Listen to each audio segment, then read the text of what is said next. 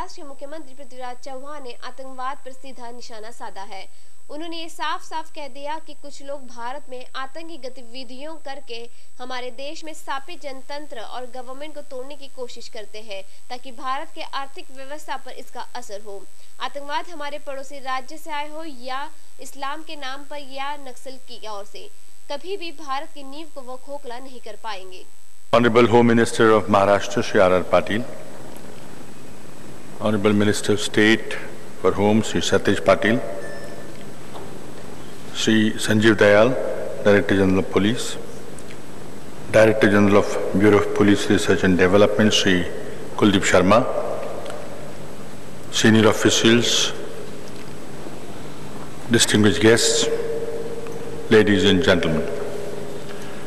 I'm indeed delighted to be with you again for the second seminar on counter-terrorism organized jointly by Maharashtra Police and the Bureau. I remember we met here last year for the first seminar, and a welcome initiative to bring everybody on the same page about where we stand in our fight against terror, state of art in the country, successes, failures, best practices. I think what we began last year is being continued.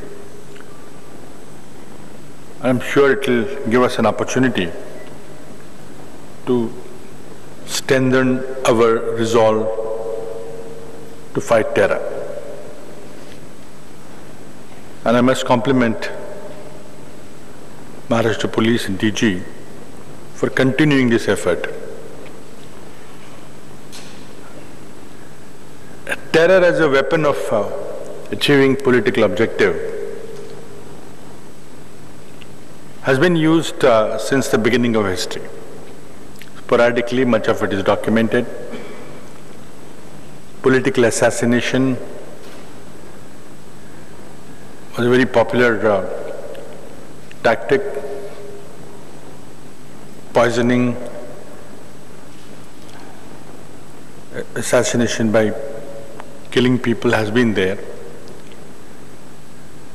But the use of terror as an organized activity by non-state players came into the forefront of the modern times in 1972, the Munich Olympic massacre.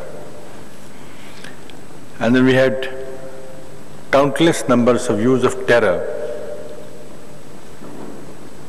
by non-state actors and sometimes state-sponsored terror activity. Unfortunately, many of the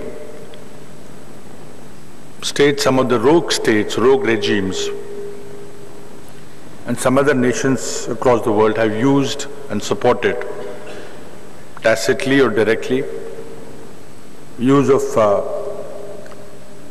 terror to achieve a political objective or to destabilize democratically elected governments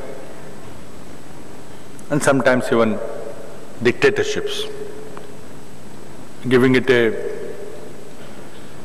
noble character of overthrowing dictators. What we see today, particularly the type of terrorism that we in India face, first of it is something which is generated in our neighborhood. Some of it is Islamic terrorism to achieve a religious objective. And not only use of violence and force, but there are other non-conventional methods of warfare which are very low cost.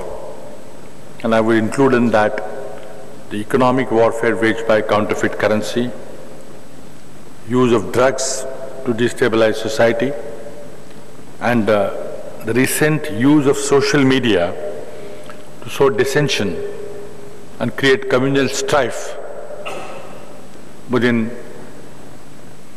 a country against the target country.